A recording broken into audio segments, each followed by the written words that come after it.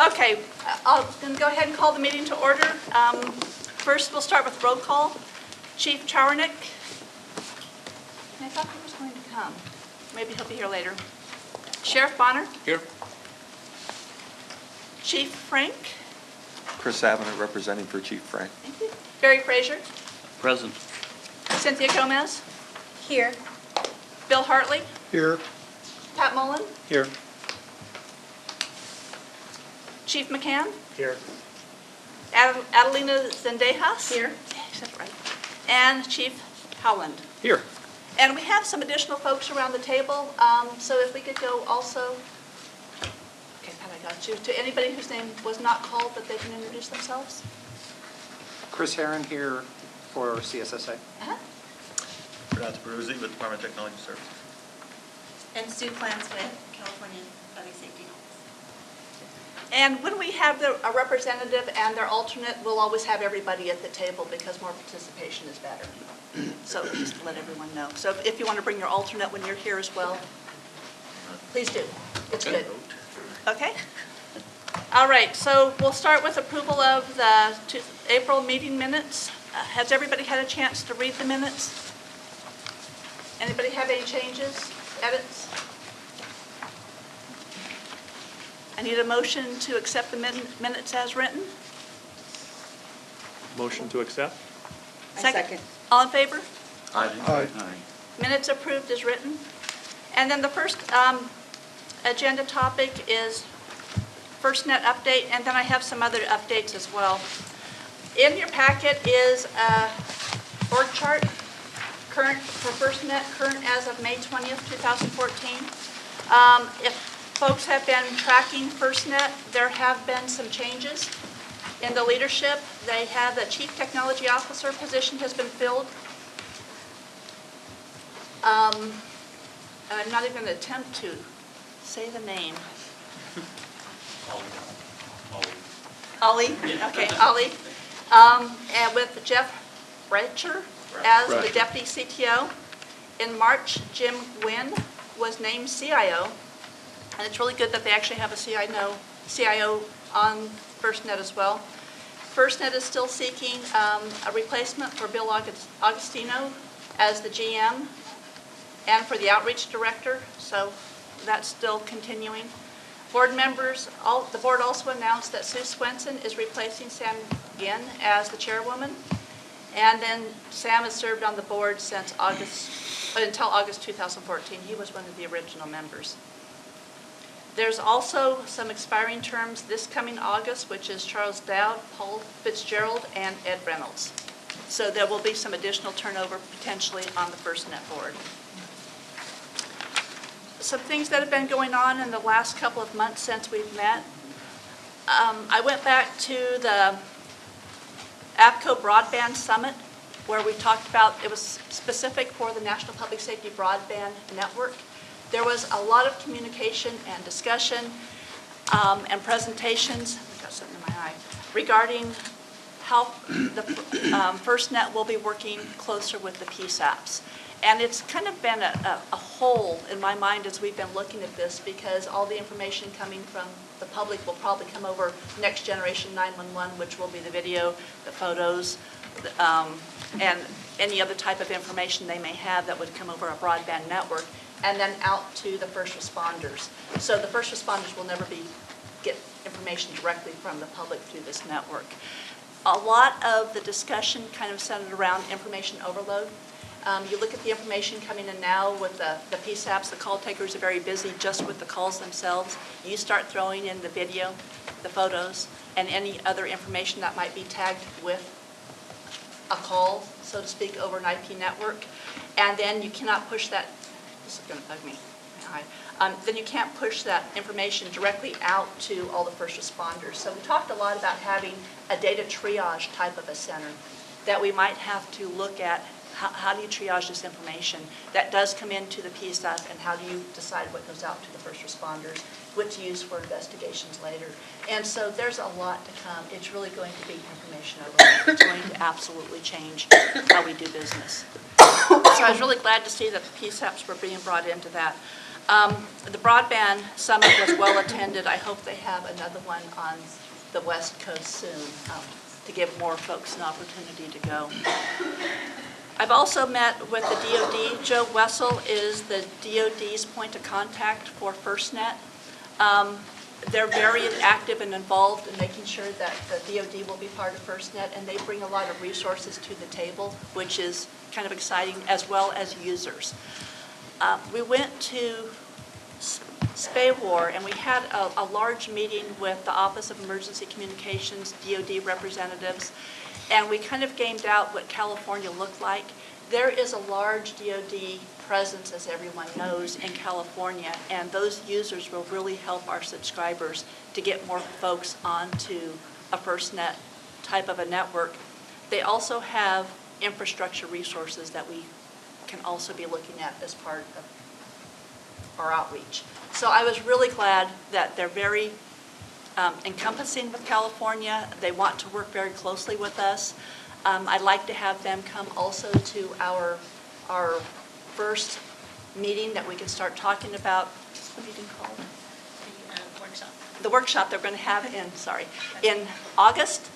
I'd like to have the DoD come only because they are such of a large presence in California. I think it would be good to include that as well. So I was very excited about the meeting. I was really excited about the collaboration and the whole attitude that they're bringing to the table. It was very, very positive.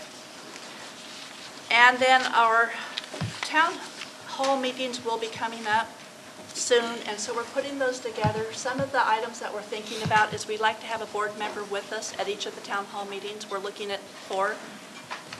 I want to say 6, but 4 at this point in time. So we'll be asking the board members to participate in that. And then we also need to get everyone's listserv, or to have a contact that you guys will push the information out through your own listserv. It's really important that we get first responders participating in these town hall meetings. Again, the network is really for the first responders. If we don't get feedback from the first responders as we're developing what we need for California, we will have missed a point. So we're going to be looking at all the partners here at the table with us to be pushing out this information. I've also been told by APCO that they will be very active in getting information out to all of their representatives as well as CalNENA, so that will help as well. So any other associations that you may think of that will be able to push the information, please let us know. We want these town halls to be very successful and well attended. Okay, so now we're going to go over to the next. Did anybody have any questions or comments? Or okay. And what I will do at the next couple of meetings is I will ask Joe Wessel to see if he can come and join us from the DoD and kind of give their perspective with FirstNet as well. I just think what I heard would be good for everybody to hear as well. The next item is the SAIC status update. So Michael Boyden. We're coming up.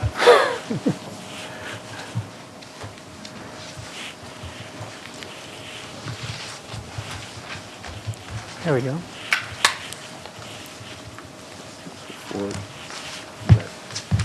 All right.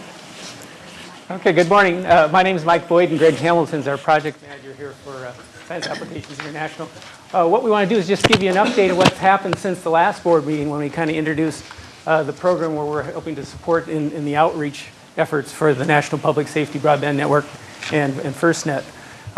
We've been working on work products, deliverables, and so we'll talk about the first 2 that we're in draft mode right now and are under review. And then I'll pass it to Greg, and he'll talk about what's happening next. A lot of it Karen already alluded to in terms of when we start executing the plan. The first thing out the gate is the town hall meetings.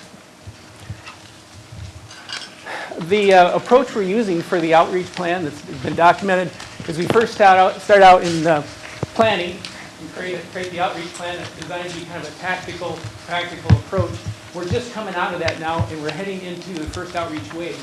The wave's a multi-tiered awareness campaign. It's, well, we'll talk more about it, but the idea is not just a one-time event, but a series of complementary outreach activities.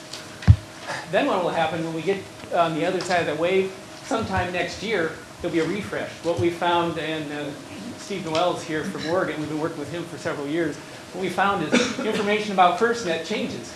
The environment changes. The stakeholders and the people involved change.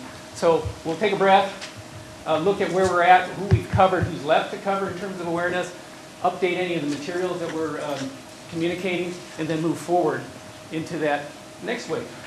This is over a 3-year period as part of the grant. The second wave, if we've done a good job the first wave and there hasn't been too many changes, that may be kind of a mop-up activity. If there's been a lot of changes, it'll obviously be more significant. And then finally, we'll close and transition to a steady-state environment as far as awareness of what FirstNet's all about. The first document, I mentioned the Education Outreach Plan. The major sections are the approach, stakeholder organizations, and management. The approach is the bulk of it. This is a set of, well, I'll talk about more on the next slide, but it's a set of kind of mini plans of how we're going to handle each approach to outreach. Stakeholder organizations, Karen mentioned that, that's the most important. The whole idea is to communicate a message to local public safety first responders, and you represent them. So I'll be mentioning this several times. CalFRN is key. We're looking at you as that communication hub to get the message out from the federal, the state, the local levels to the folks up with the feet on the street. The final section of the document is management, and so it's kind of internally focused to the team itself. It's the typical project management. How do we do change, communications, document control, things like that. The last thing in the document is actually a series of hands-on appendices. These are like spreadsheets and lists, things that we're going to actually use to do the outreach itself. So this is definitely a hands-on document. The approach section that I mentioned, the sorts of activities that we'll be doing is the first thing, as Karen mentioned, are the town hall meetings. Those will be webcast. First one will start next month. There'll also be, so that's first, or the CalFRN and what we're calling this effort is CalPSNet. That's these bodies going out to the public safety folks. The next set will be attending conferences where public safety folk meet. So that'll be your APCO meetings, your CGIS workshops, your 911 gatherings, places where folks are gathering naturally in the community of interest within public safety. We plan to go to where they're at. We also have in the plan an outline for how we'd approach webinars. Right now that's kind of on a back burner. Since we're doing webcasts, it's sort of redundant with the virtual remote presence that you can achieve with a webcast. But in case we need that, particularly in the wave 2, where we're mopping up, we've got that in the plan. And then the final piece has to do with social media. This is the idea of how do we get out the message to folks electronically. So it's going to be through the websites, through the usual things, the Twitters, the Facebooks, all those things that are hot right now in the electronic world. The other deliverable, so that's the plan, the other deliverable that's in draft right now is our stakeholder outreach list. And this is actually a series, it's a multi-tab spreadsheet, it's kind of a list of lists. And it is involved in 3 major sections. The first are the organizations to be communicated to. So those, again, are pretty much representative of the folks on the board. The major, badges and hoses kinds of things. Then also the next tab is major events.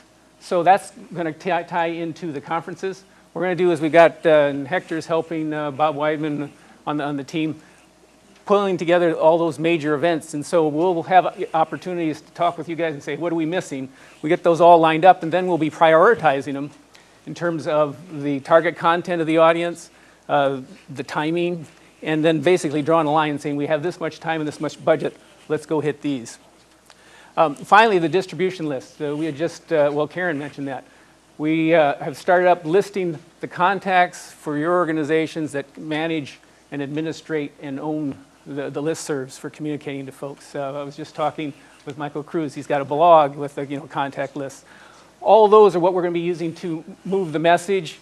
This will be things that could be like periodic FirstNet updates, some of the things that you heard from Karen. But it'll also be initially invites. It'll be, this is when the town hall is happening, and here's how you get involved. If you can get there by driving there, or if you get there remotely on a webcast, this is how you do it. With that, I'm going to pass it over to Greg here, and he'll kind of talk about the schedule and what happens when next.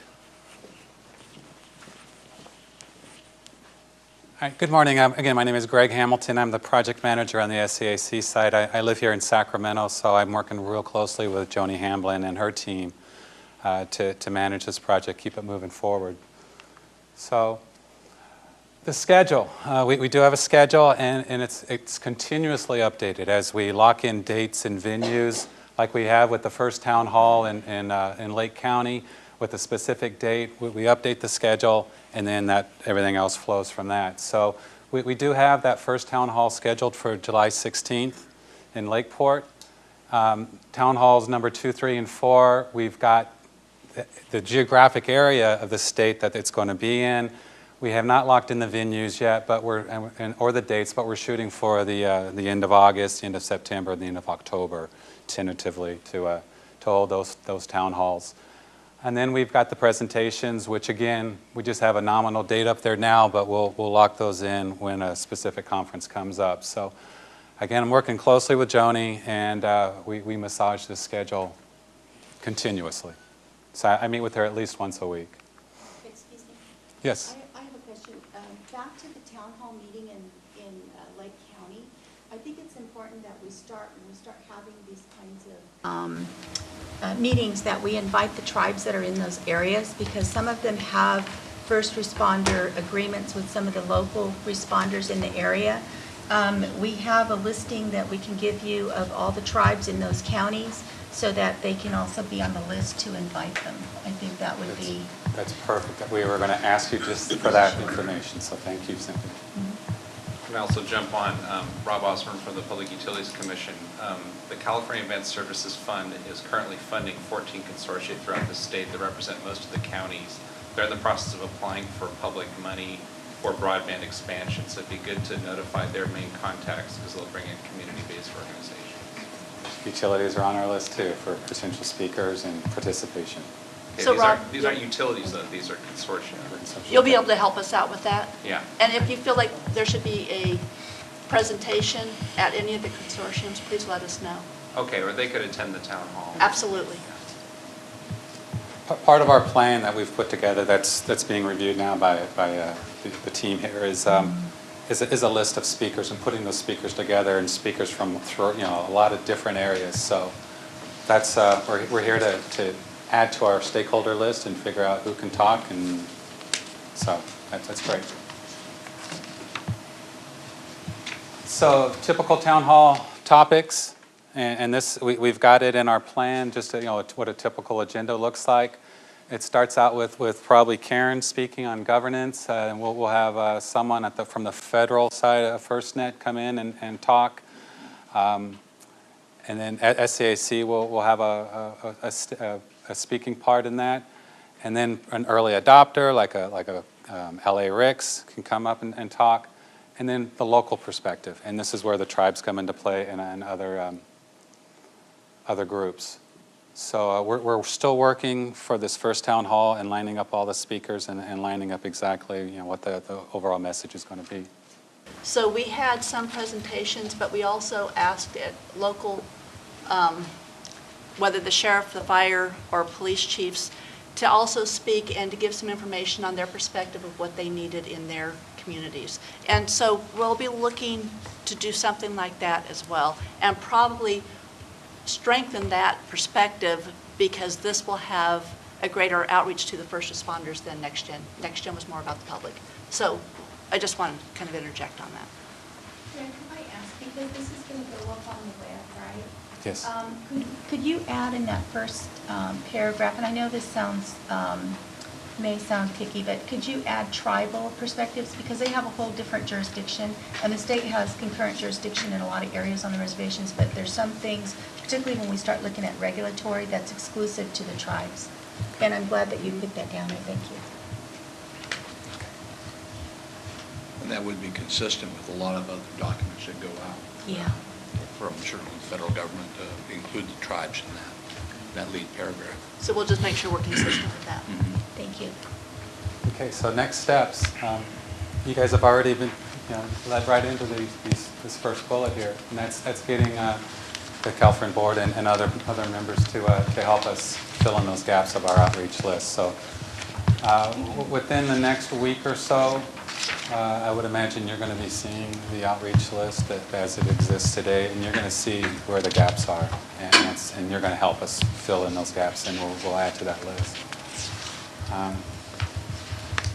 Lining up the speakers, we're also looking for your help in solidifying our list of speakers and just who that might be, who is available on the 16th of July in Lake County to talk.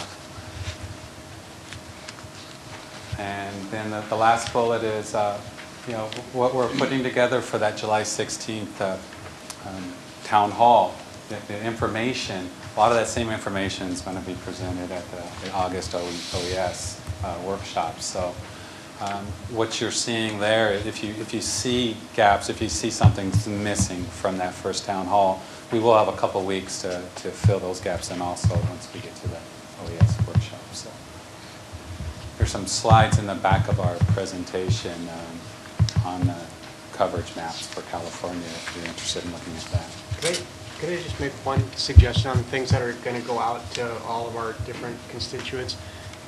That wherever we first have an acronym or abbreviation or something like that, that we actually put what that means, because, CalFRN, I know what that means, and probably 20% of the chiefs know what that means, but 80% of them will have forgot since the last time they got something. So just in general, we have something, whether it be SAIC, whatever, that at least somewhere in there at the beginning, it tells what it is, because if you're into this, you know what it is, but if you're not, you don't, and I think we'll miss a lot of those people from participating, coming, doing whatever if they don't know what it is. That's a good point. When we send out our invites, we'll have a good introduction. Explain it. Cool. Thank you.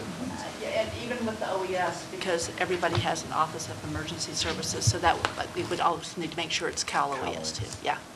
Okay. Thank you. All right. Thank you.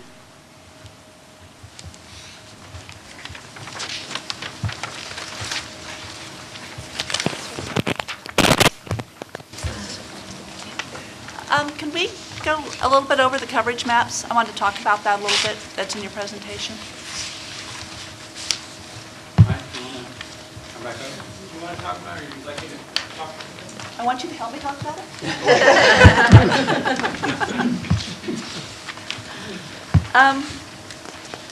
One of the things when I was meeting with the Office of Emergency Communications and the DoD last month is they had coverage maps kind of already mapped out for us. The coverage maps that many of you may have seen already were the ones from the CPUC that Rob and his staff have been working on, and it's for broadband in California, but it's not wireless broadband. So they're a little bit different than what we need to be looking at. So I was really excited when I saw what Office of Emergency Communication has already put together. So this is some of the interstates that they have looked at where they think that we already have a broadband capability today. So it kind of maps this out. The satellite deployable is, from their perspective, I think that could be broadened a lot throughout California as well. Then the next slide. This is the slide that I was very excited about. You can't see it well, and we have to put this thing on probably like a 6-foot map. But they've already identified all the EMS departments, the federal departments, military, emergency management, law enforcement, fire departments, major state government buildings, courthouses, prisons, airports. It just goes on and on. Hospitals, PSAP, schools, ports, Amtrak stations. This was the stuff we thought we would have to go out and gather, and they've already done it. So it is extremely useful to all of us to look at this. They also had other maps that we don't have with us today, but it took this information and it mapped out where the military bases kind of in a darker spot were, so you can kind of see the landmass of the military space. And then it also had, as best they could, some of the tribal lands. So it gave you a really good perspective of where we have resources now and the lack of resources in many of the areas of California. So I was really excited to see this map. But to make it really useful, it's going to have to be either done where it's layered, and we can talk to Office of Emergency Communications prior to our August workshop. So we can kind of layer this as we go through and we do our workshop. But amazing amount of information that's already been gathered for California. And this has been done for the other states as well. Karen, did they specify the data rate they want for that coverage? Because as the rate, if the throughput increases, it's going to shrink. No. They didn't. That's part of some of the challenges that we need to work through with FirstNet is to know the data rate, and I've learned more than I ever needed to know about data rates. And I won't even attempt to explain what I think I've learned. But it gets very complex, and then it turns into the amount of data that you're pushing through at any given time, and so it does get very complex. If can I get 2 minutes? I'll give a preview Absolutely. of the coverage workshop. This is happening, Town Hall, July, coverage workshop in August in Dublin. What will happen is just what Karen mentioned. It's a combined thing now from OES. The first half is going to be Broadband 101. So they'll give you a briefer, so they'll bring everybody maybe in knowledge up to the same knowledge before you launch into this. So first there's going to be that, and then they'll move into, like Karen said, here's what we have of the information. They lay it on, and then they lay on the infrastructure items. But the important part then becomes view, because what will happen is you'll say, well, it doesn't have this bullet on there, or we know that we keep a cache of radios or a unit parked in the back of the library. That's also got to be something that needs coverage. One of the things, when they did this in Oregon, they were talking about, they had it marked as infrastructure, well, the prison and the courthouse. But what you also need for those guards that transport prisoners from the courthouse back and forth to the prison is to cover the freeway, the roads between the two with coverage. The last thing you need is to have somebody have coverage, and then they're close into a blackout with a bunch of prisoners before you come in. So those sorts of things only you know. OES isn't going to know that, FirstNet's not going to know this. And this is actually a preview to what will happen in consultations. The end of this whole game is to create a statewide design for the FirstNet network in California. And they'll do that through a series of consultations. It'll be an iterative process. This will be a kind of a preview to the preview of deciding what it is we need to cover as a state, so that at the end of the day, the governor has a package that you can feel comfortable with. Just a real quick thing. There's a map that the Bureau of Indian Affairs had provided us to the state to use, and Adelina's office was so wonderful, their staff, of putting it on the website for us, and we've provided that to all the state agencies that want to use it as one of the overlays, so you're welcome to use that. We will include that as well then. Thank you. The other thing we need to be thinking about as we move forward is the census data that we're getting on where California is going to be in 10 years with the population, because whatever we do with our network today needs to be sustainable in 10 years and farther. But our population is going to grow dramatically based on the census data.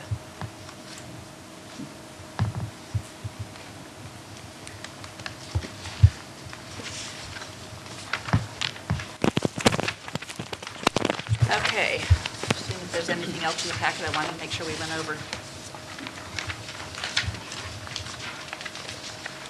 Okay, the next item, are we ready for the webcast from Derek Orr? It's Oregon. It's Oregon. Oh, Oregon, I'm sorry. No worries. Steve Noel from Oregon, thank you. I just jumped right up. Good morning. Sorry, it took me a little bit of time to set up here. I'm Steve Noel. I'm from the state of Oregon. Currently, I'm the SWIC, which is a statewide interoperability coordinator, and I'm also the SPOC, which is a state point of contact. So, some more acronyms for you. Although we don't like Spock at all. You don't like Spock? Yeah, you got to be able to do that, right? Yeah, exactly. Yeah. So, anyways, this as you all know, this world is full of acronyms. And when you go to these meetings, they talk in full sentences and acronyms, so you'll pick it up through osmosis, believe me. What I wanted to start out with, this is on our website, and these push pins represent where we have already had in-person meetings and discussions about FirstNet. So we've saturated the state pretty good, and we've been out and about. And one of the big reasons for that is I've been working along with Pat and Barry since 2010. Oregon, as a state, was a 700 megahertz waiver recipient, and unlike Pat and Barry, we did not get a VTOP grant.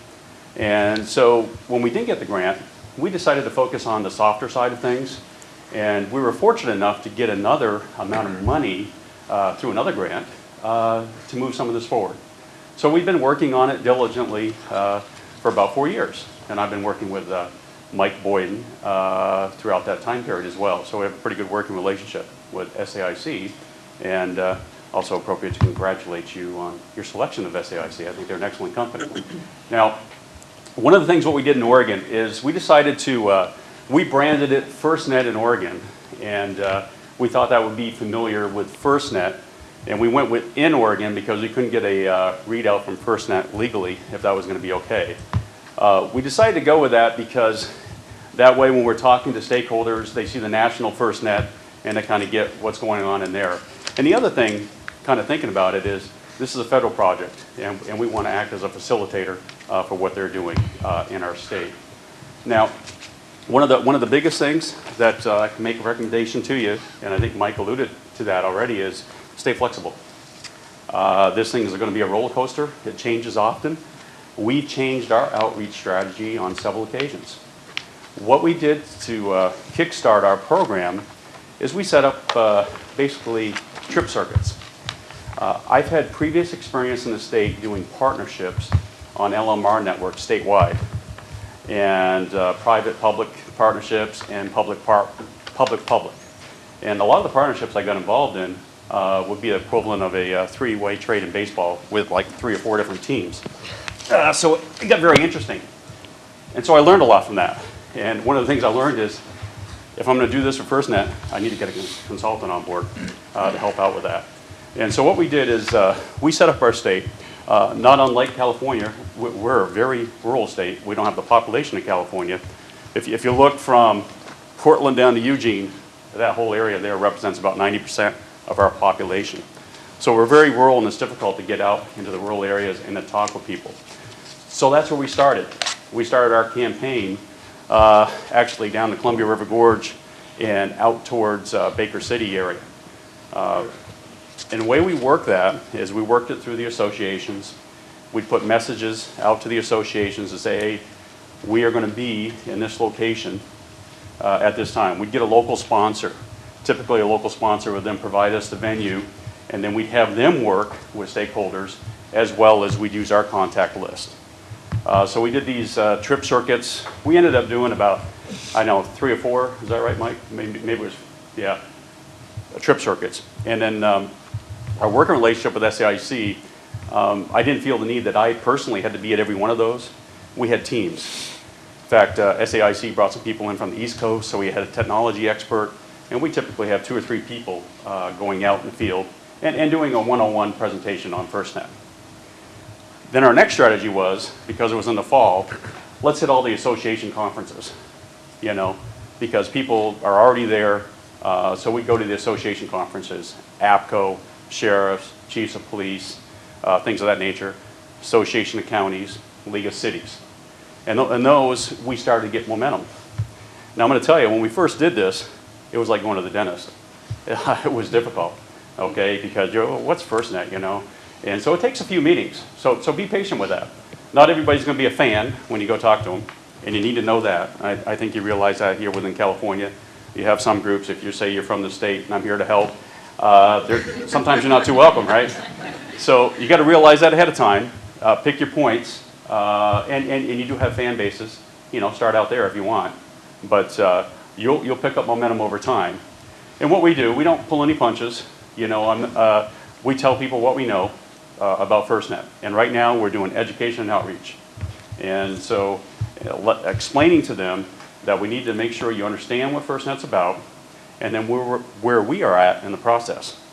And so part of that is leading into, you know, the next step, and I'll talk to that here in a little bit. But we found the conferences were, yes? I'm sorry, I just can't get past my question in my head. When you had these meetings, how many people actually came in the beginning as compared toward the end of your meeting process, before you got to go to the association to give presentations? Yeah, it varied. Some meetings were pretty well attended. Others, like in rural Oregon, maybe get 9 to 10 people. And that's still not a bad audience for some of those locations. But some of the association meetings, 200 plus. Okay. And that's where you really, that's where you make money on this thing is, like APCO, we'll get over 100 plus people at those conferences, chiefs of police, things of that nature. And as we started working this, in our state, I really rely on the 911 community. Those are the folks that I work with across the state because they typically manage the communications. And I've had pretty good relationships with that group. I've been in state government about 20 years. I used to work in state police, and I've worked in our administrative services. So I have a lot of relationships that I can pull, and I try to utilize those the best I can. And those folks have been great champions, and also our Association of Oregon Counties and our League of Oregon Cities, because that gets us into the commissioners, and we really want to talk to them because they're the ones that control budgets. And they've been really good supporters. So what we found happen after about the first 3 months is instead of us, calling and trying to pull people to get to the meetings, is hey, they're asking us to come. And that's the way it's working now. I've got a full docket lined up for later this summer, and to go out and do presentations about FirstNet. And so that's nice. We're seeing it kind of come full circle. A couple of things that we've done that I thought have been pretty good is, Karen, you mentioned this, and I think it's a great strategy, is we use the organization's existing listservs, and we have them send out the information. It's better coming from the association leaders out to their stakeholders than from my office or from your office, I think. And so far that strategy's worked pretty good, and I don't think FirstNet has a problem with that. We didn't try to recreate anything in that manner. And then in our state, currently our State Interoperability Executive Council is a group like your CalFRN here, okay? Now, what we've done here lately is what I call whistle stops. We're sending out small teams. Sometimes they're announced, sometimes they're unannounced, and just go meeting with a local sheriff, police chief, or fire chief, or local community leaders. That includes tribal, and that also includes in our state, Forest Service, St. Pierre, and California is a big deal. Federal Forest Service folks and state, and just going out and about and popping into their office and seeing who's available to talk about FirstNet. We haven't been turned away, and typically those are some of the best discussions we've had, kind of one-on-one. And what really helps is they appreciate it. You get somebody from rural Oregon, let me take an example here. What's a good one? Coming out here, and they get somebody from Salem, from state government, to come out and visit them. Usually they say, hey, I appreciate you coming. You're the first one that's ever come to talk to us. That's a big deal, And so as part of that, now, the other thing we do is we don't leave it with, we just don't talk about FirstNet, okay?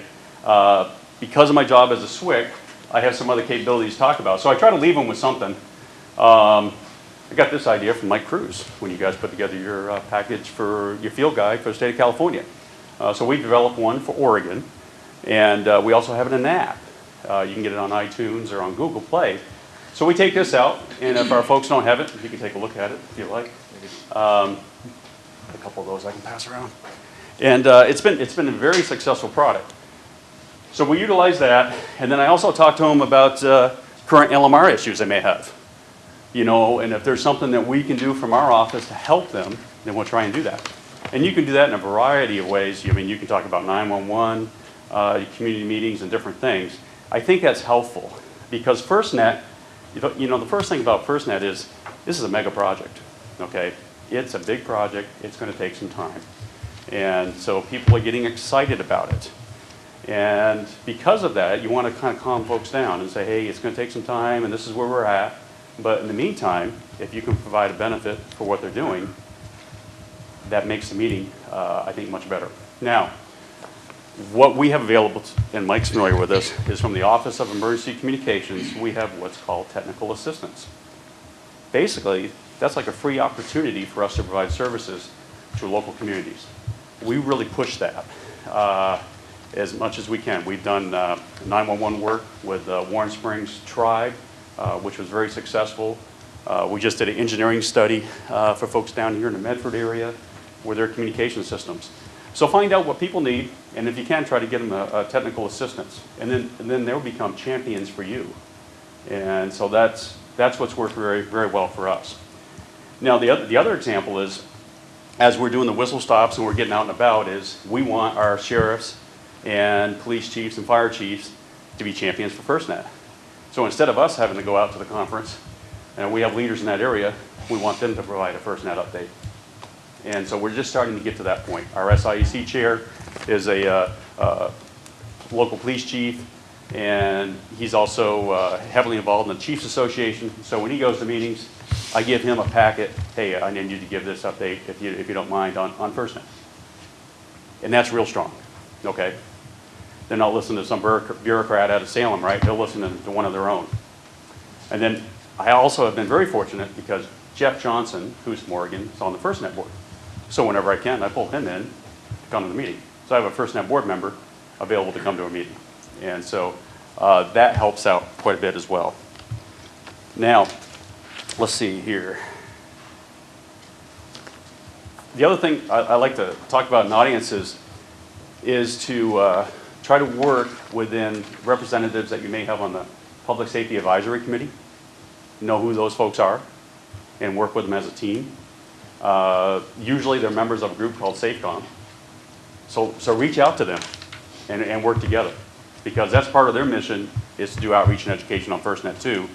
Try to team that up. We point folks to our website as far as information.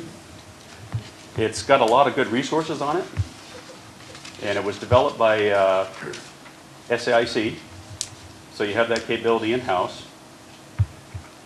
One of the things I wanted to go to is, let's see if I can get here. I wanted to show you. I'm pulling up the, if I can get to the videos here.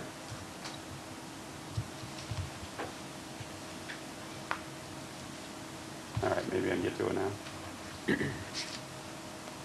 Oop, oop, oop, oop. Can't get over to this side. We have an area on here for videos, and it's been pretty popular. Are they FirstNet videos? They're videos from actually all over, related to what's taking place. If I can get to it. I wanted to show you one. There's a really cool one here. Karen, Yeah. when I was in Colorado last week, FirstNet did say they would be developing videos, short videos, but Yeah. I don't think they have them yet.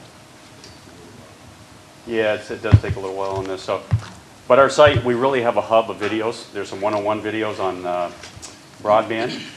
There's also videos of products. And if that doesn't pop up here, we'll see what happens. No, I guess not. Oh, forget it. Anyways, but if you go to our website, and it's firstnetinoregon.org, and you go to videos, there'll be there's a little button. I couldn't get the little button on the top of the screen.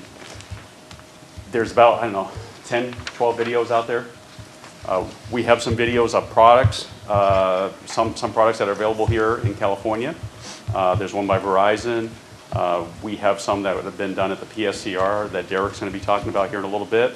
And then we have a new one that's on YouTube, and it's about Google Glass. It's a young firefighter, and he shows how he's using Google Glass, which are glasses you wear and you can search the internet. And it's pretty fascinating to see what this technology can do. So the videos we have on there show what's happening in broadband today.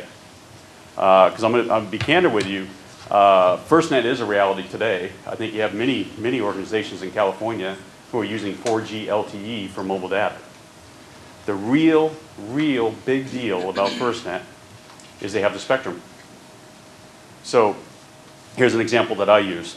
If you go to an Oregon Ducks football game or an Oregon State Beavers football game in Oregon, and you bring your cell phone, chances are you're not going to get on because they don't have enough systems to support the cell network.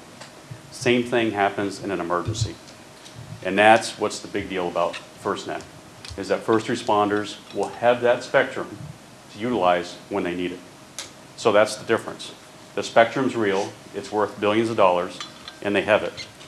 So that's why I kind of look at FirstNet as a glass half full from that perspective. I see it happening. It's just a big project, and I think we'll get there, but we're in the early steps. Now, the other thing that I mentioned to people about FirstNet as a leave behind is partnerships.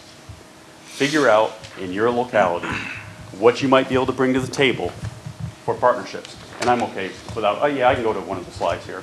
Am I doing okay on time? Okay. Yeah. Okay. Yeah, partnerships, like for us, take a look at the picture up here. We're going to need partnerships in that area, right? there's not much out there. We were out in, I did a joint presentation with a guy by the name of Bill Schreier from the state of Washington up in the Columbia River Gorge. And we're talking to first responders in that area. They had a rescue in the National Forest on the Washington side, and everybody there said, well, the cell phone didn't work, land mobile radio didn't work. They had to go to someone's house and use a landline to call 911. So, we have areas where the communications is difficult, but they went to the old standby. And then the other thing is, FirstNet comes up with this term, spectrum arbitrage. I think it's the way they're going to use that spectrum to leverage and bring in commercial industry to use excess capacity. That's still to be defined. But what I do is just talk about public safety partnerships. What do we do today? We leverage communications infrastructure. What started with DHS grants where everybody had to work together, you had to work together or else you weren't getting any money. So then people decided, well, maybe it's a good idea if we work together. And then they figured out, hey, this actually makes sense. Why build 2 communication sites on the same mountaintop? Let's build one, so everybody's needs. Now, let's see. I'm not going to go through all of these. From a state to FirstNet perspective, what can we do? A big thing, you have to think outside of the box of FirstNet. It's not so much about microwave systems on this project. It's going to be about fiber networks.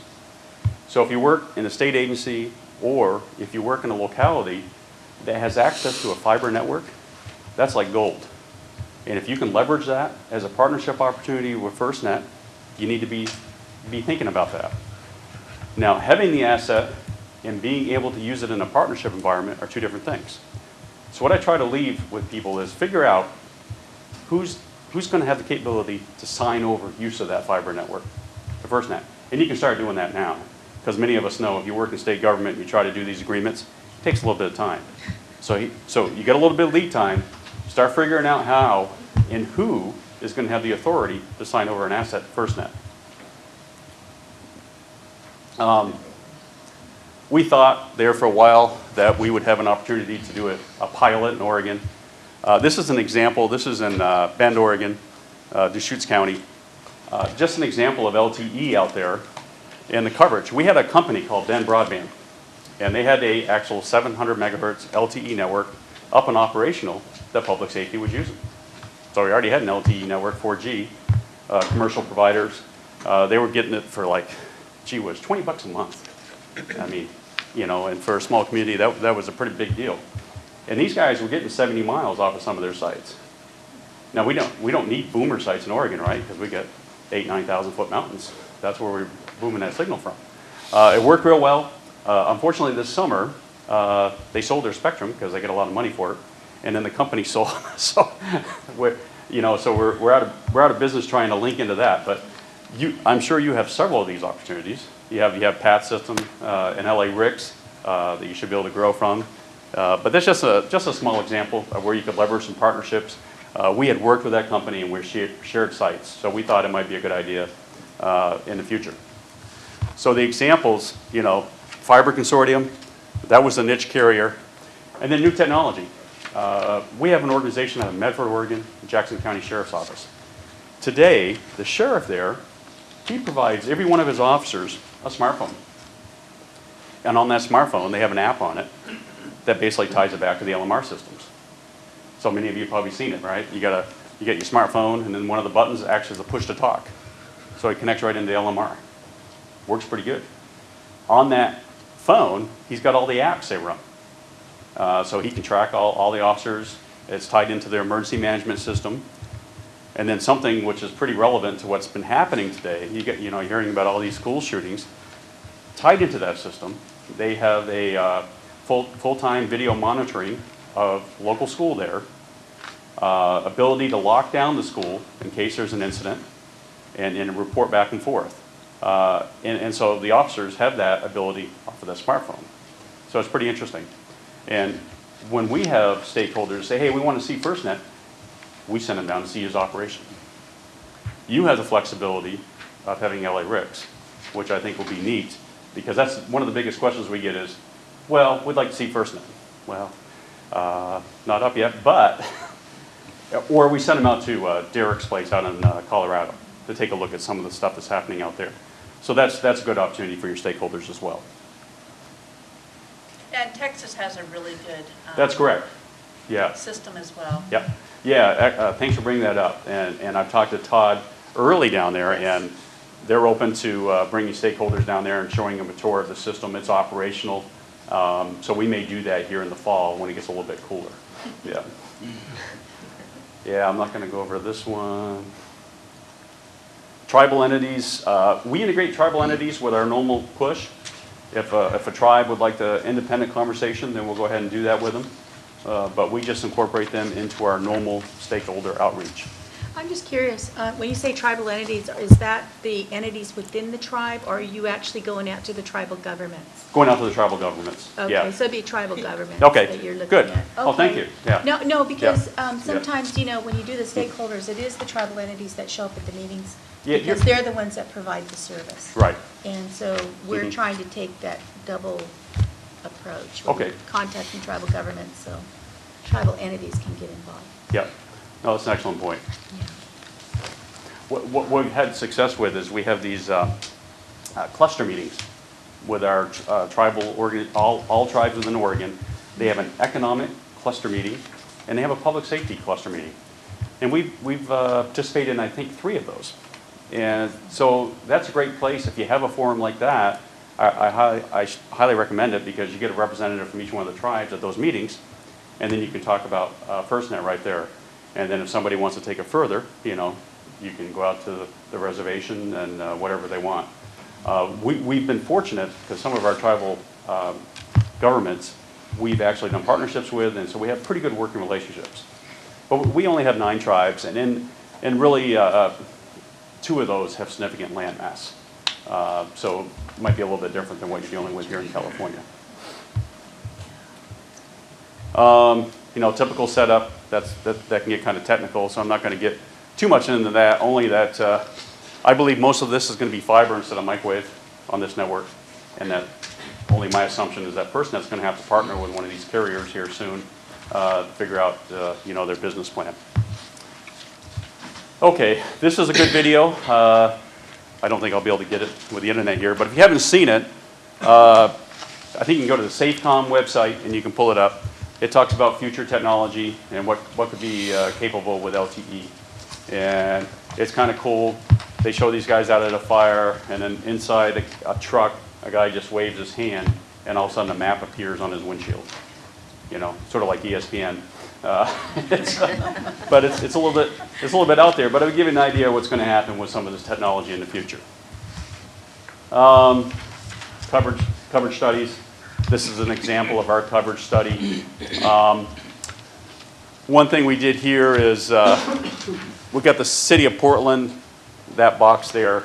We got them to include their 911 data, where they're getting calls for service, where are the majority of calls for service coming, and then align that with, well, that's where we need to have coverage. So that's a good idea. You can look at, okay. That is a really good idea. Yeah, and that will help you out, I think.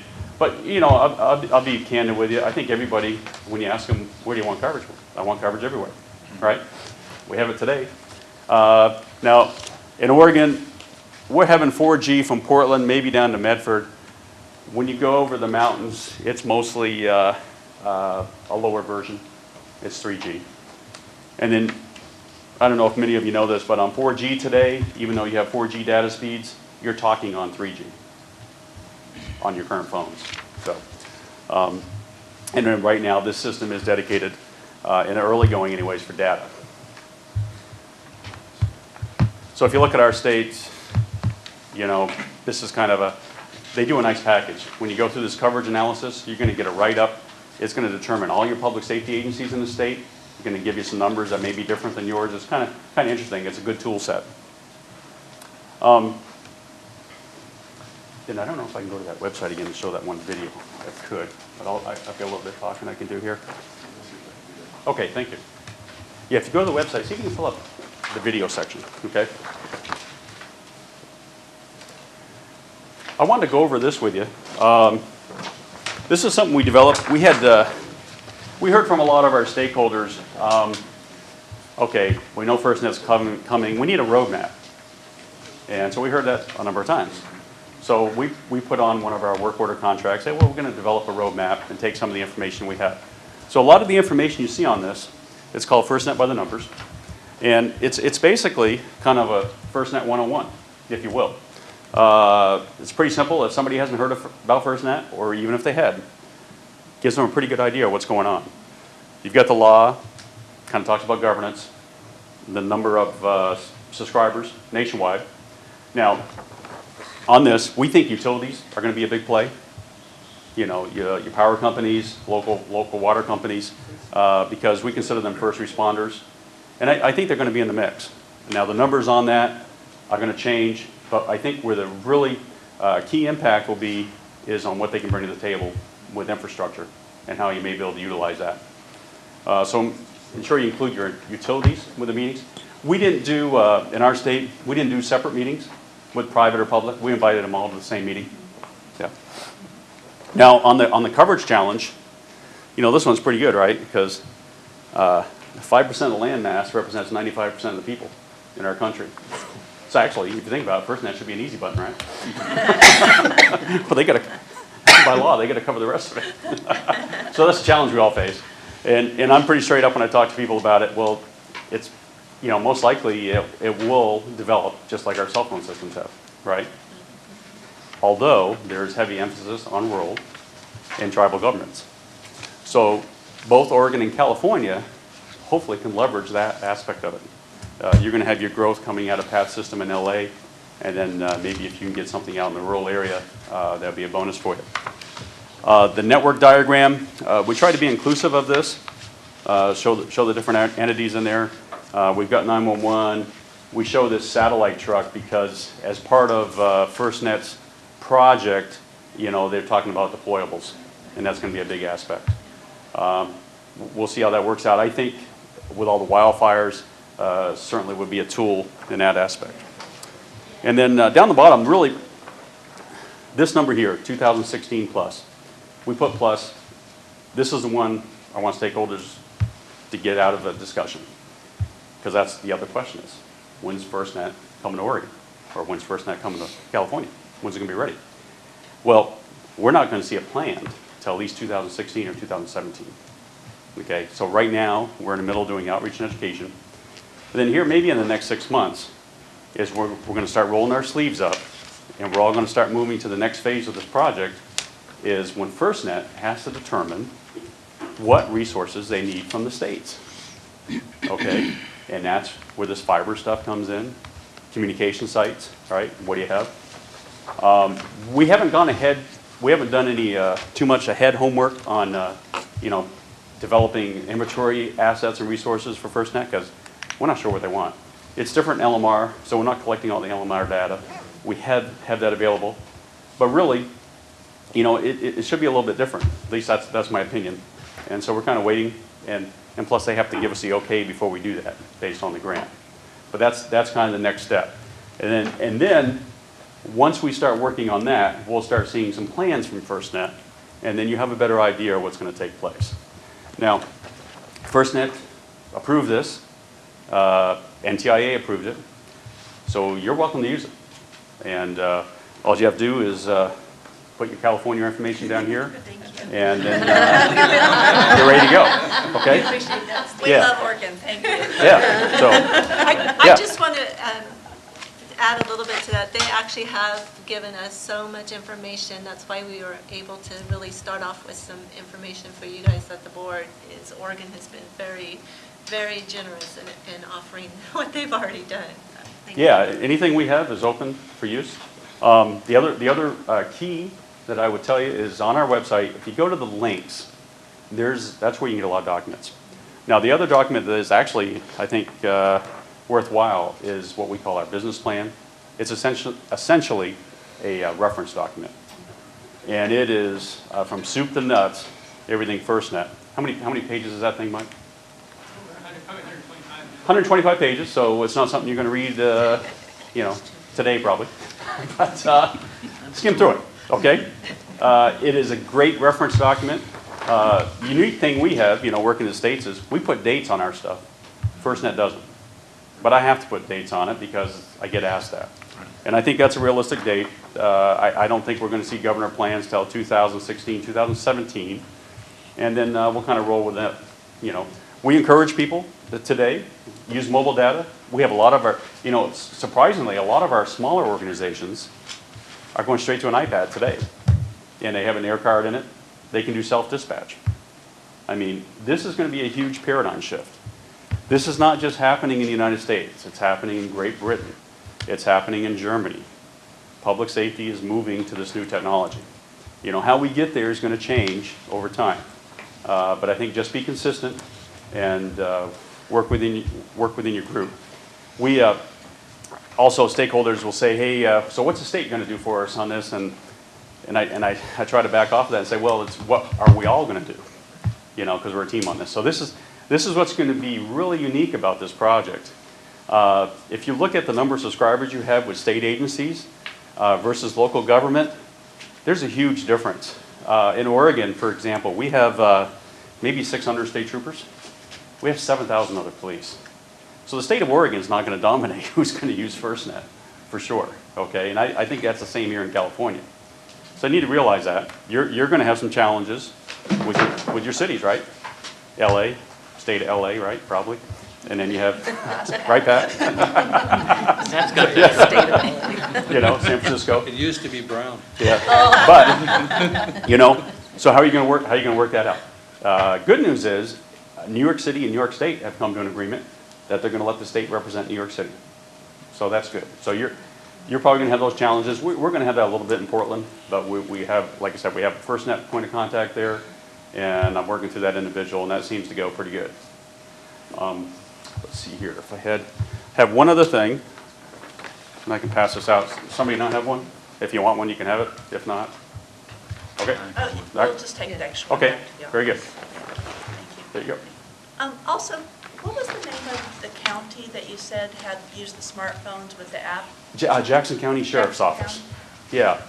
In fact, I work on the APCO Broadband Committee, and there's going to be an article coming out about their system in the APCO magazine, and it may be in August sometime this year that talks about it. It'll be pretty interesting. And what's your sheriff's name? Mike Winters. Mike Winters? Yep. Just to show you one thing that we do take a look at, this is just a Google map, and it kind of shows fiber in the state of Oregon and where it's at. We actually have a lot of fiber infrastructure based on the Pacific Rim. A lot of that fiber comes into Oregon. We have companies like Google and Facebook and Apple who set up operations in Eastern Oregon. And they do that because it's cheap power and of the fiber capability. So what we try to ask our rural telecom companies and telecom companies in general, if you can, provide us all the locations, communication site locations of where you have your fiber. Okay. That's kind of a look ahead because we know we're going to need that information as we work with FirstNet. Now, my assumption is that there will be some type of carrier partnership on this project, and then that they're going to need to use public safety communication systems to fill a gap where there's no coverage. Because the reverse happens. When you think about, cellular systems and FirstNet in general, they basically design those systems for where people are. Public safety, we do it based on geography. We're out there where nobody is. So that's the challenge we kind of face, and that's why we're, how we're gonna build this thing for $7 billion. So there's gonna have to be some partnerships. So if you have a creative partnership group, I recommend you try to utilize them. In our state, under the Department of Transportation, we have a group called Innovative Public-Private Partnerships. And they're really a huge benefit to us. We're going to look to use them when we have to do some of these partnerships. As long as they can show a solid business plan that it's going to save the state money, then they can make a deal. And the neat thing about it is, really the big deal about it is, they don't have to go through the normal procurement channels. All right? That's huge. I think the federal government needs an office like that. But anyways, so that's what we're going to look to leverage them if we can, whenever there's a partnership opportunity on it. So the last thing I have to say is that I like to use this quote, UCLA basketball coach John Wooden. Imagine what we can all accomplish if no one's worried about taking the credit. So I think that's what everybody in the room really needs to focus on, and with public safety folks working together. That's going to be a huge challenge, and but having said that, I think it's going to be a fun project. All right, thank you. Thank you. Thank you very much. Yes. Going back to your comment regarding getting fiber information and things like that, did you run into any pushback, particularly from utilities and communications folks? Because you start talking about, please identify where all your fiber locations are. First off, there must be some concern that, particularly with competition from their competitors, but also we're talking about critical infrastructure. Sure. Yes, there is. It all depends on the company. One of the biggest challenges we have is we have Bonneville Power Administration in Oregon, and so they have a large majority of the fiber runs, and so it's been difficult to get that information. It depends. Okay. You're right. And Yep. have you overcome some of those, or whether it came down to saying, establishing an MOU with them, or was it just a matter of them freely just go ahead and they were just willing? Some companies have freely given it to us. Okay. Yeah. In fact, they'll give it to us on a Google map with the locations. Well, this is what's interesting. If you look at your fiber infrastructure, like I know with our fiber infrastructure, it's all the same statewide. It's just multiple companies managing it, Right. It's very hard to figure out. And so you got to work those agreements. Our state, unfortunately, does not have the ability to own that infrastructure. We have to go out for services from a telecom. But we are going out for some contracts, so that's maybe why they're a little bit freer on that information. Yeah, because we are going to try, and I don't know how much success we'll have, but the emergency ESI networks, being developed for Next Gen 911, try to leverage that at least as a capability if we can. But yeah, that's an excellent point. What about academia, particularly in Oregon? I know in California, a lot of the universities and a lot of the huge academia institutions in the state have a huge fiber network throughout the state. So have you had any success with identifying that or approaching those organizations? We've had some success.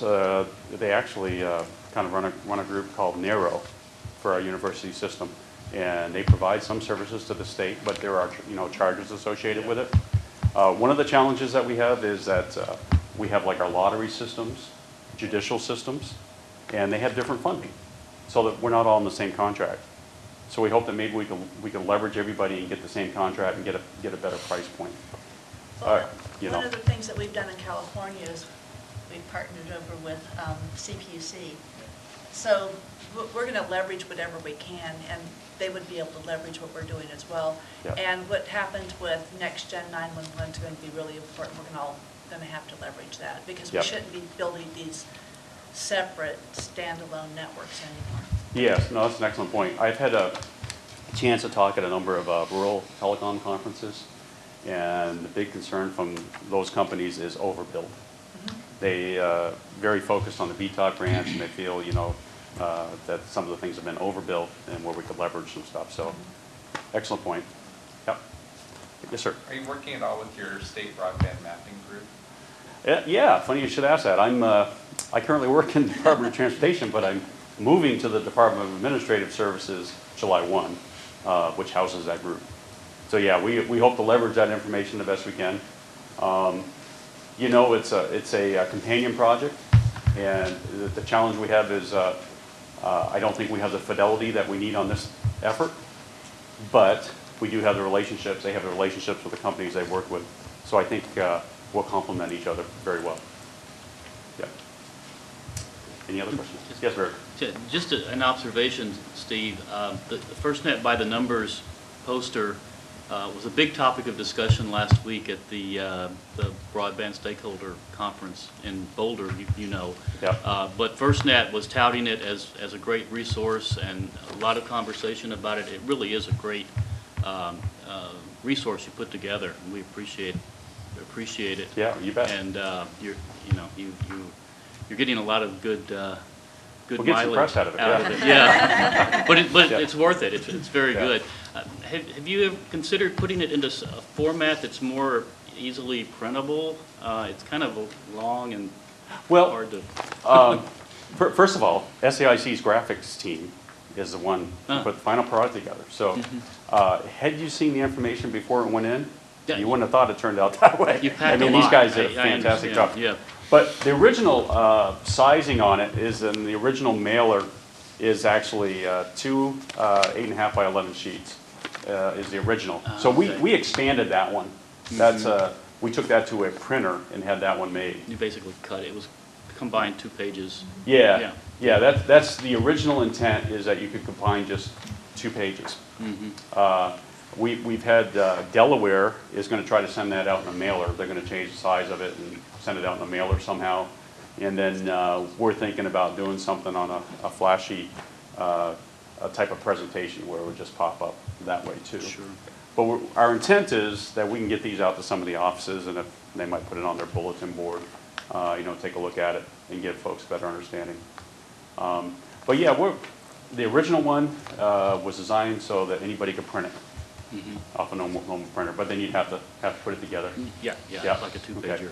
Okay. That's a good point. We'll take a look at that. It's got a lot of information on it, and even that one you could just cut the bottom off and send it around if you wanted to.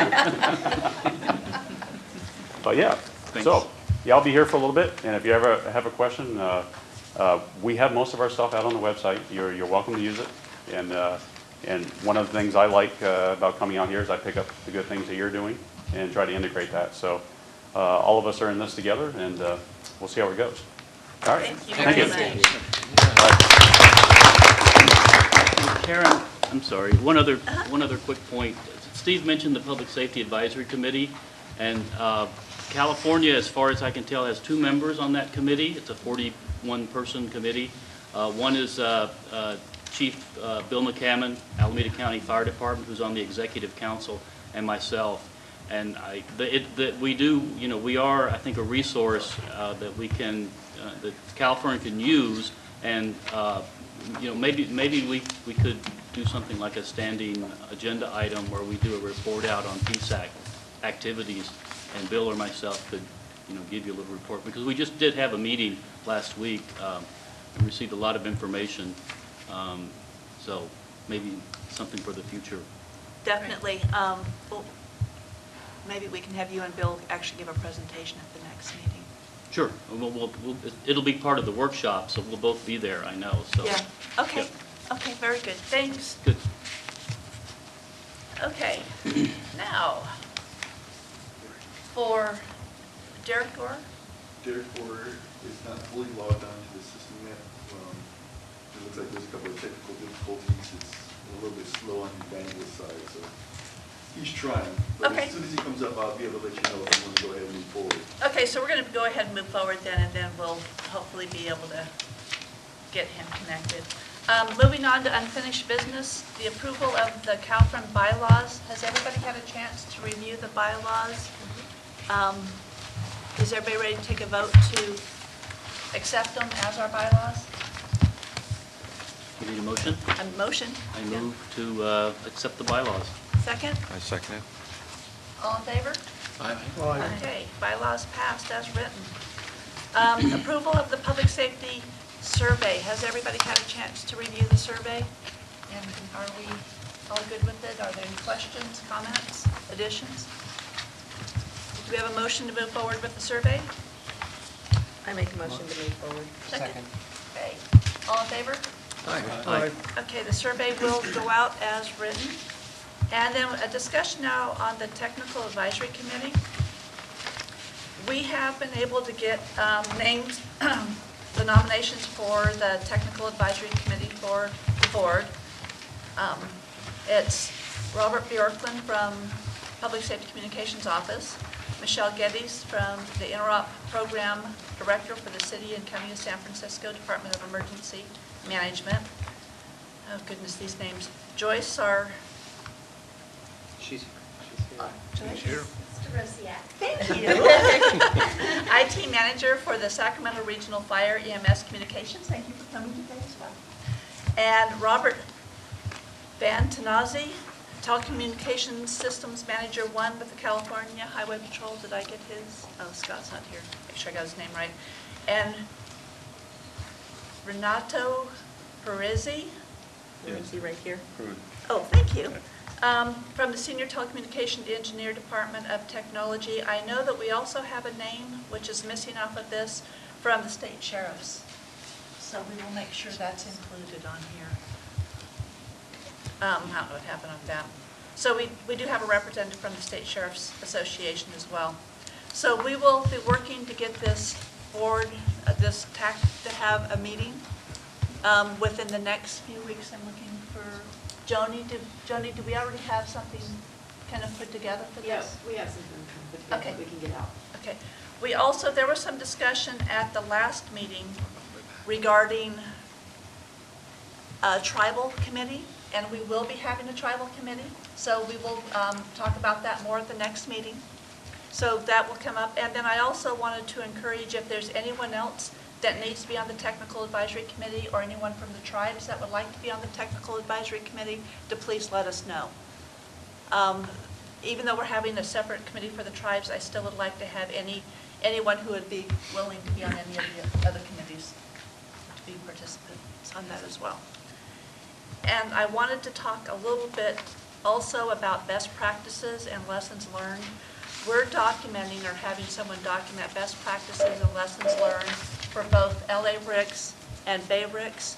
If there are any programs out in any of your areas that we could help document the lessons learned and best practices, please let us know. They can be small projects, they can be large projects, anything that we can take and use to move this program forward, we want to be able to get the information. So if there's something happening in the tribal area, in the rural area, or even in the larger areas, like Barry, I think San Francisco is doing something with... Oh, right, smartphones. With smartphones. Yes. That we might be able to take a look at that and have that documented. And Cynthia, if there's something with the tribes, definitely would like to document that as well. So please let us know. We have the resources. We're probably all running out of the room right now as I say this. But we have the resources that would be glad to go out and meet with whomever we need to and actually document this for the different groups and then put it in a format, have it reviewed, and then, but we will take the lead on getting that documented. Okay? Seeing if there's...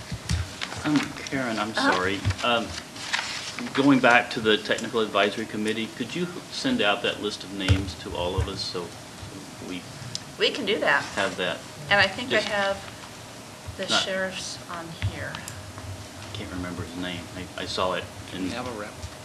Huh? If we had a... You have a rep. Yeah. Yeah, I don't know why it didn't get put on here, but I have an email from I thought Danielle. we had done that, so I feel better. Yes, no, Danielle absolutely got a rep. She's been great. Oh. Okay, Karen, I believe we have Derek Orr on.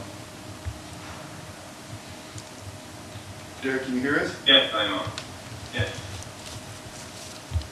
Okay, we can go ahead and get started with Derek's presentation.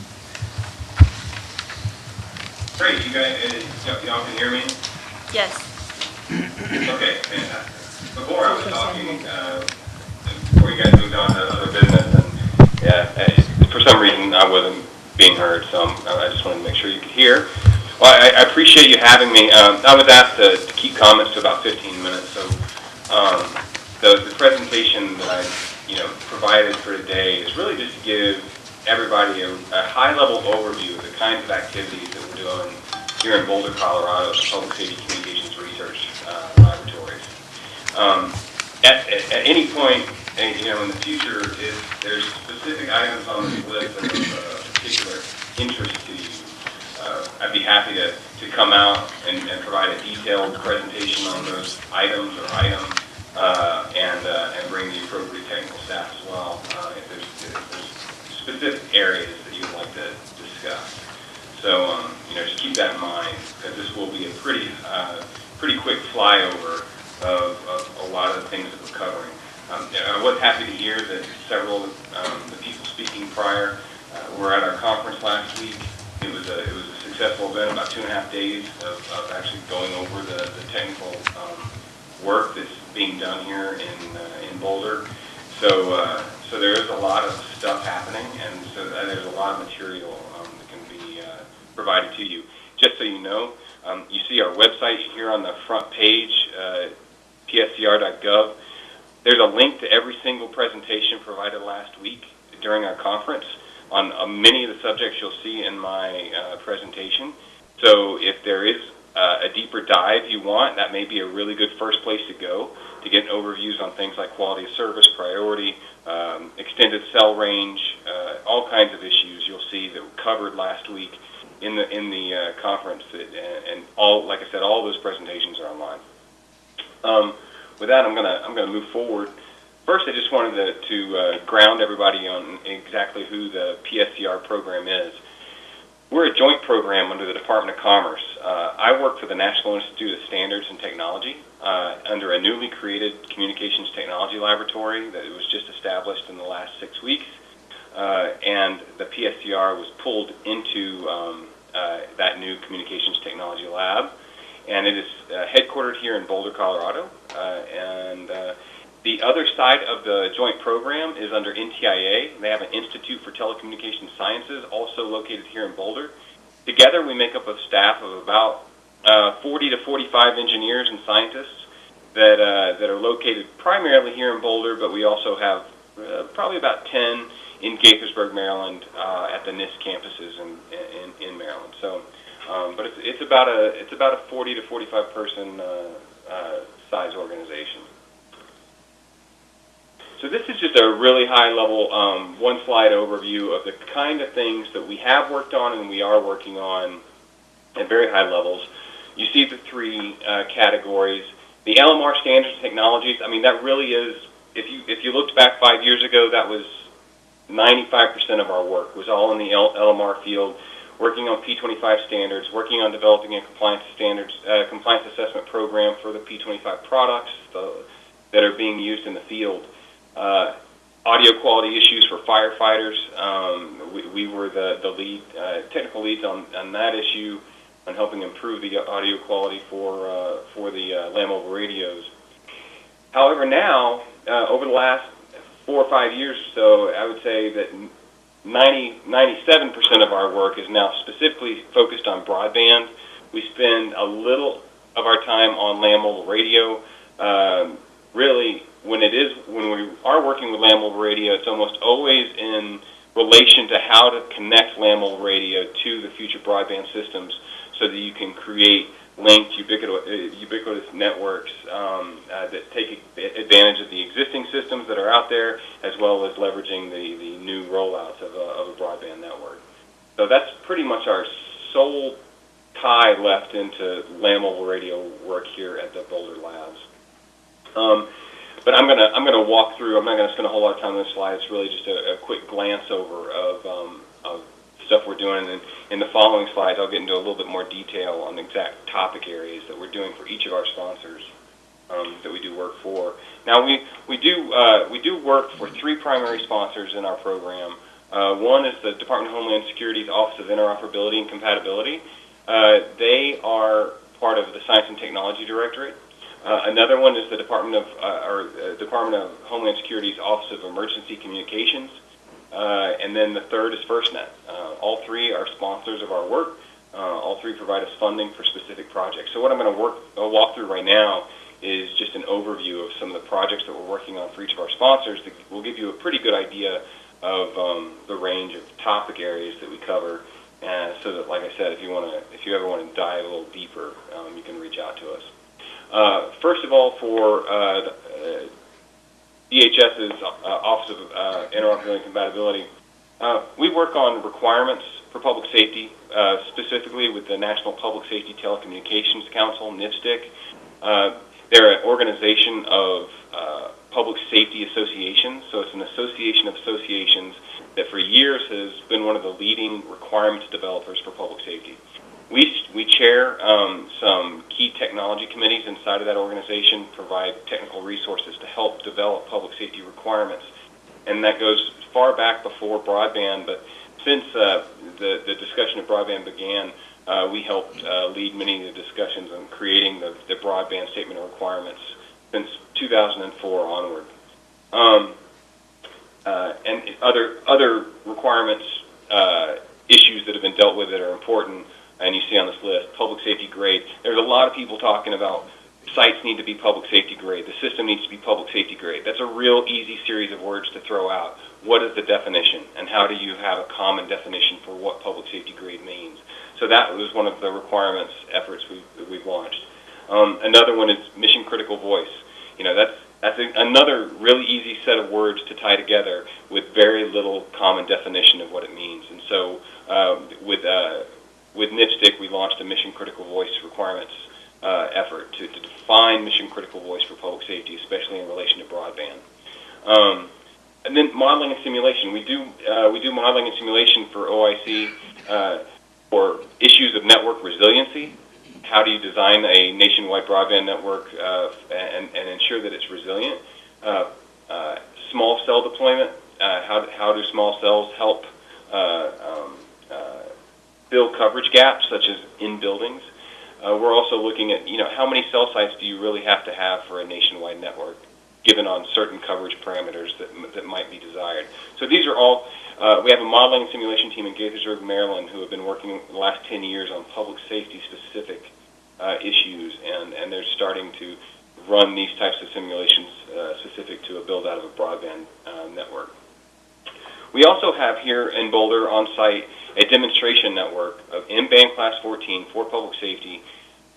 We've developed this over-the-air network in cooperation with 68 different CRADA partners, Cooperative Research and Development Agreement partners, all from industry across the world. They've deployed about $70 million worth of LTE equipment here in the Boulder area. We have probably the most vendor-diverse LTE network in the world now here operating in public safety's band class. And we use it to determine how LTE currently is going to be able to meet public safety's needs, and where it doesn't, what are the technology gaps that we need to fill, whether that is through research, whether that's through addressing the gaps in standards, requirements, definition launches, any of that. We use this demonstration network to really start to understand how this commercial technology that was developed for commercial customers is going to apply to public safety. So this demonstration network is kind of the backbone of our entire program. Security research and testing. We have a security team out in Gaithersburg, Maryland, working on things like identity management, especially device identity management. If public safety operates like they do now with land mobile radio, they usually hand off their land mobile radios.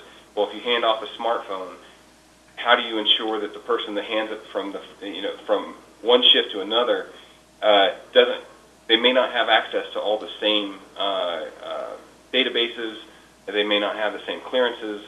So there needs to be a way, as those handovers are made, to identify the user and provide them only the things that they should have access to on the network. So that we have security teams working on issues like that right now. We do continue to do some high-level work on the compliance assessment program for P25 radios that are out there for land mobile radio. We're looking at public safety video quality. We have a program that's been running for about 5 years in video quality specific to public safety's needs. Again, like I spoke to earlier, LMR to LTE interface. How do you interface these systems together, the legacy LMR systems, with the new LTE system, so that somebody that has the LTE phone would actually be able to make a group call to somebody that only has a land mobile radio, and those two people would be able to talk to each other as if they were on the same network. And then we're doing a special project for Customs and Border Patrol, looking at taking a off-the-shelf cellular phone, smartphone, and they have grants to 3 different companies to develop technologies that would allow those smartphones to become, in essence, land mobile radios. Or vice versa, taking a land mobile radio and somehow attaching a device to it that would allow it to become, allow it to access a broadband network. So that project's ongoing, and we will be testing those prototype devices that are developed under this grant from DHS in our laboratories here in Boulder. So that's our first sponsor. Our next sponsor is the Department of Homeland Security's Office of Emergency Communications. And for them, they're specifically responsible for wireless priority service, what used to be known as GETS, giving policymakers, senior people in the federal government, state government, local government access to the telephone networks in congested situations. Used to, you'd have a GETS card, and use those GETS card. If the telephone networks, the wireline networks became congested, you enter in your number and it would give you access to the system. In this case now, they're having to look to how do you do that on advanced next generation networks like LTE? How is wireless priority service going to work? Well, the fact that we are working closely with FirstNet, and this wireless priority service is going to be operational likely on FirstNet, as well as all the other carriers like AT&T and Verizon, and the fact that we already have this significant experience with LTE and public safety, DHS moved their project to us to begin looking at how we would implement wireless priority service on a 4G LTE system. So that's pretty much what we do for the Office of Emergency Communications. It's a fairly new project, just started this year. They also provide us money, large chunks of money to help fund user travel, to get to our conferences, to come to our meetings, to come to our events, so that we get users engaged in the work that we're doing. And in fact, every user that came out last week under, whether it was SAFECOM or the Public Safety Advisory Committee or the state SWICs, they were all funded through this travel fund. So it was, it's an important ability for us to get engagement from the public safety community. Finally, our FirstNet is our third sponsor. And for them right now, what we're focused on is a fairly small set of very focused topic areas. One is we're doing testing and evaluation on our demonstration network on how priority preemption and quality of service are going to work for public safety. These are features that have never been implemented before because commercial operators aren't interested in preempting their customers or putting priority or quality of service. As of now, they haven't done that in any commercial sense. That may change in the future in some specific ways, like putting quality of service once voice over LTE becomes prevalent. But as of right now, these are features that have been in the standards for years and have not been tested and not been implemented.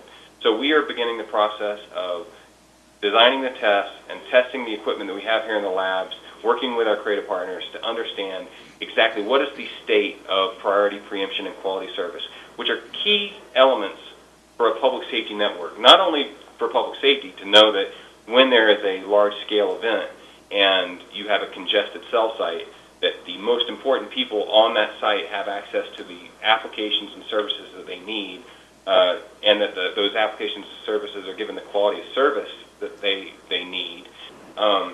It's certainly important for just the public safety scenario, but in a scenario, and I heard the previous speaker talking about it, in a scenario where you have FirstNet needing to develop revenue sources and look at partnership opportunities, if they do that and they have available spectrum at certain points when there's not an emergency in play, and they can have commercial customers roam onto the FirstNet network and charge those commercial customers that might be an AT&T customer or a Verizon customer.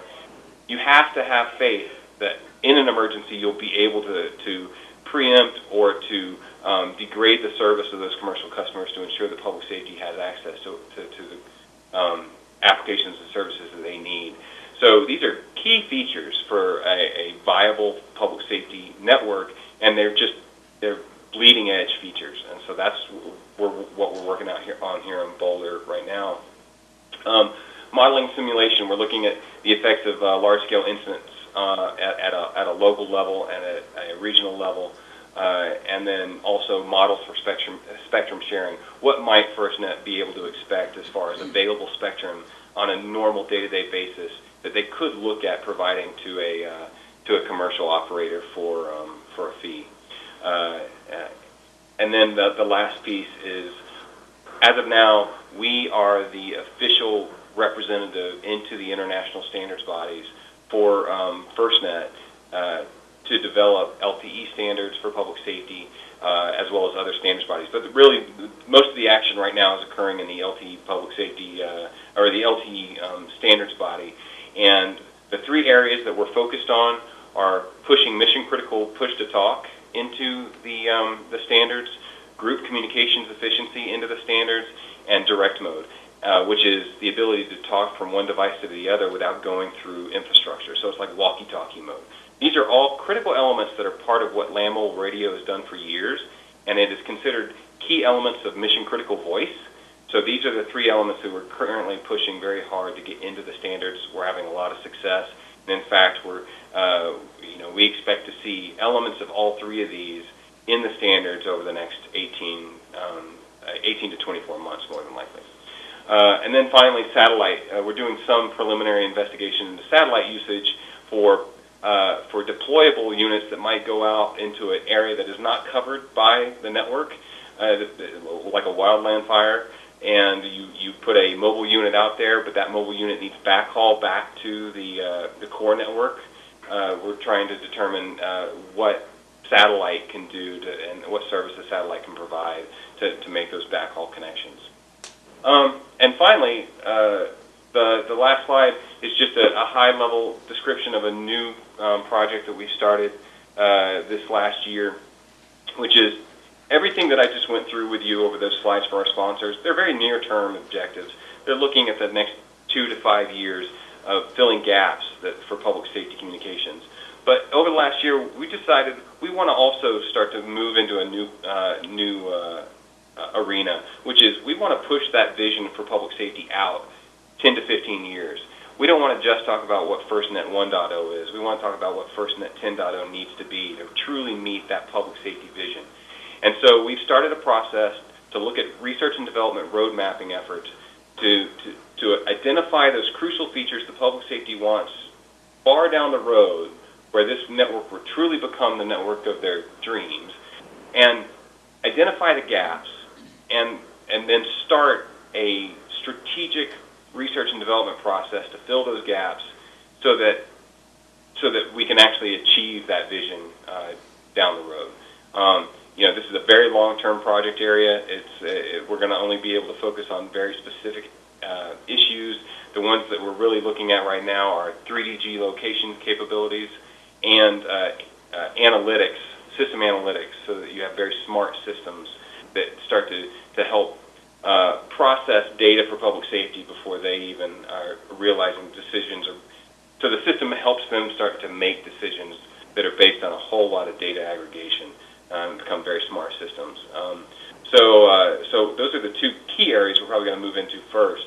But this is just a new project area for us that we're going to start pushing off into, working closely with industry and public safety. So that was a very quick overview, probably right about 15 minutes. This is just my email address again, our website. We have a ton of information on our website. Like I said, a lot of the stuff I just went over is covered in detail last week at our conference, and so there's presentations on most of that material on our website. And please feel free to see to go take a look. And again, if you want, at some point in the future, if you'd like a detailed presentation on any of these specific topics, be happy to come out and, if necessary, bring the appropriate technical staff as well. So I'll hand it over. Does anybody have any questions? I would like, Derek, in the future to have you come out and talk specifically on some of what you're doing for FirstNet. So maybe in the next, won't be at the August meeting, but maybe at October meeting. Do you have a date for that October meeting yet? It would be the first Wednesday of October. We're getting that for you, Derek. Yeah, I'm good for you. Okay. Yeah, I just had one question there.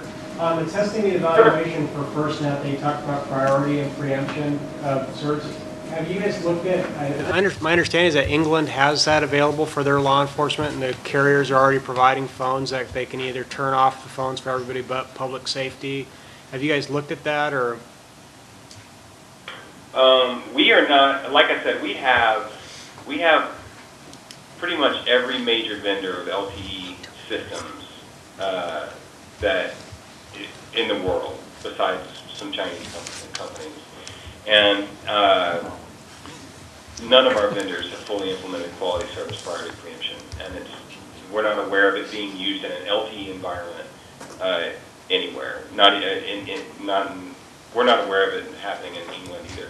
I mean, the England public safety, they're using commercial services, but I'm not aware of a commercial carrier implementing quality service or priority on a commercial system as of yet either. I'll look into that and ask. Now, they may be doing it on the Tetra system, and that's quite possible. Yeah. And I do believe Tetra has that capability, but on commercial LTE networks, I'm not aware of that happening yet. And in fact, a good example of that is the test that we're running on priority preemption and quality service. One, we're having test manufacturers or test box manufacturers, test equipment manufacturers coming out, providing us their equipment under CRADA to just run the tests on the LTE network. We are the first people to ask them to actually run these tests. They've had them coded in their boxes. They've never run them. So I think these are some of the first tests ever run, even to implement quality and priority and preemption. So I'll look into the England situation. Okay, thank you. Okay, Rob.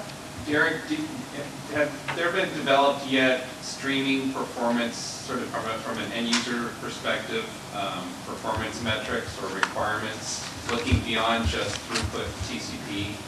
So, for instance, UDP or latency requirements? Well, that would probably depend on the app and service, right? So, if we're talking specifically for video,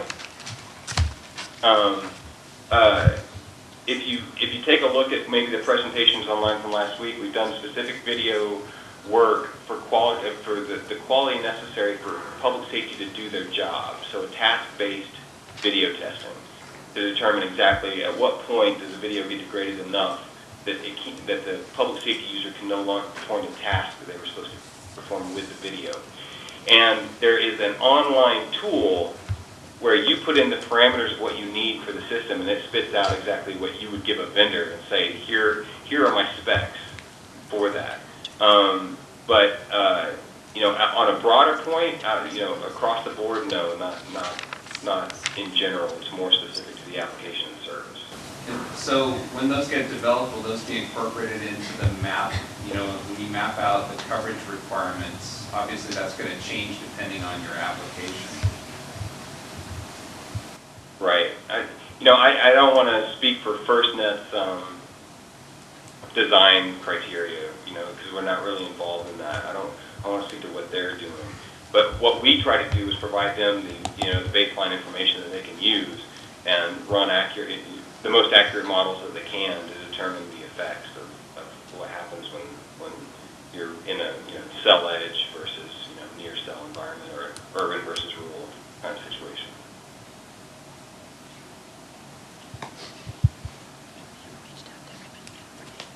Are there any other questions? Okay, thank you very much, Derek. No problem. Oh. Thank you. Let me go back really quick before you hang up. Our October board meeting will be October 1st. Okay. So Yeah. Just maybe just let me know. Okay, we'll have folks reach We can out. talk ahead of time. Yeah, absolutely. Okay, thank you. Thank you. You bet. Take care. Okay, the next item on the agenda is agenda items for future meetings. So if you guys have any that you know of right now, Barry will be adding a standing agenda item for you on that. Were there any other items, or if you think of any, please feel free to let Juliet or Joni know. The August 3rd meeting, I believe you said? Yes, Or, August I'm 6th. sorry, August 6th. APCO is also, the conference is also that same week. So So there'll be a whole lot of folks that are going to be in APCO. Okay. That's going to be problematic. I'm actually, I'm not sure about Barry, but we're supposed to participate in the early builders presentation on that Wednesday afternoon. Okay, we have our board meeting scheduled for August 6th, then the workshop was the 6th and the 7th, and we're hoping to get about 100 folks at the workshop, so we're going to be reaching out to all of you later this week, early next week, to start identifying who you would want to participate in this. I think, Pat, with that information, we need to go back and relook at our workshop date, because APCO is usually well attended, and many of those folks will need to be with us. Okay. So I brought it up. Thank you. We'll go back and regroup. Flexibility, I think, is Yeah, what Agile project manager. So we will go back and we'll get information out to you guys later this week on that, for sure. But I don't see how we can have this workshop the same time APCO's meeting. It's just not going to work. Okay. Were there any other comments by anyone else? And you had, for the October meeting, you had asked if you could have that in Los Angeles. Correct. If you still want that, that's great.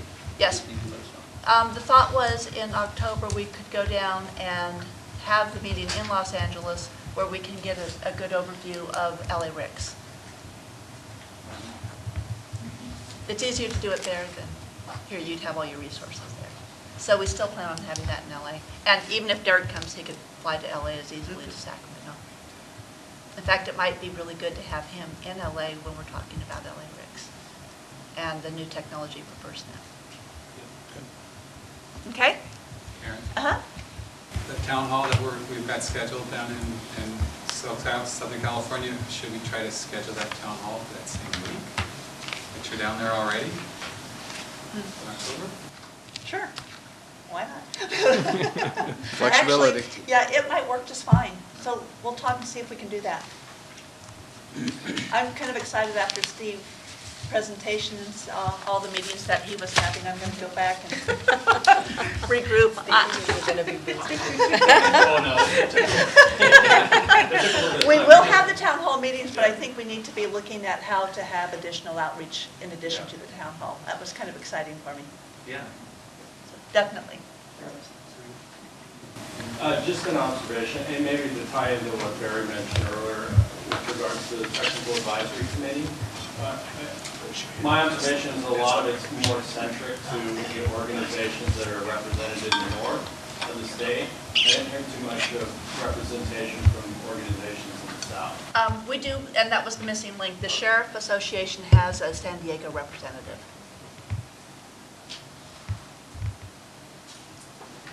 Any?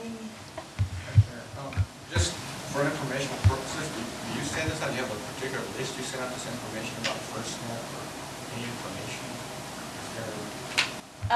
We've been sending it out to as many folks as we can. I believe we send it out to our state agencies, all of them. We'll make sure that you get it in the future, Ferdinand.